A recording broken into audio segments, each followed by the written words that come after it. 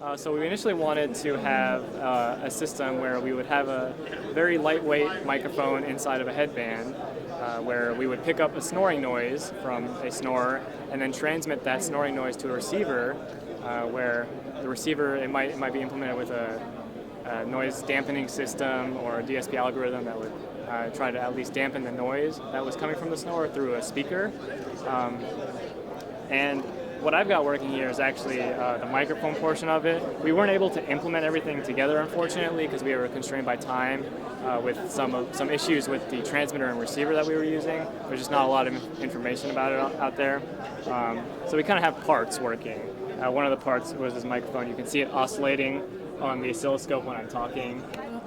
So we started off with the Bluetooth solution, but because of too much delay and distortion, we had to move on to an RF solution. So we picked a transmitter and a receiver to communicate wirelessly that would pick up the snoring sound from the microphone circuit, transmit it wirelessly to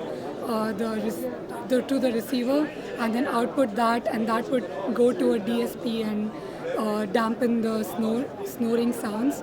That would just minimize the sounds, and all these parts would go into a headband in a form of small components, and that would be worn by the snore victim. The parts we are initially working were RF M01 and M02, which is the transmitter, the part we got working.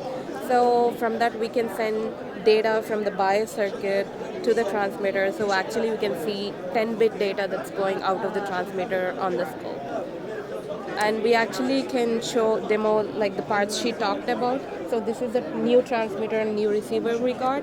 So we're transmitting Senior Design Day, like text from the transmitter, and you can see on the receiver that it's receiving the text that we are sending. And if we unplug the transmitter, you can see that it stopped working.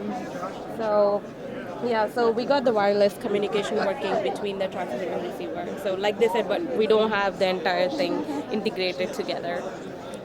It'd be nice if it worked. It's definitely something that I think would be useful for a lot of people.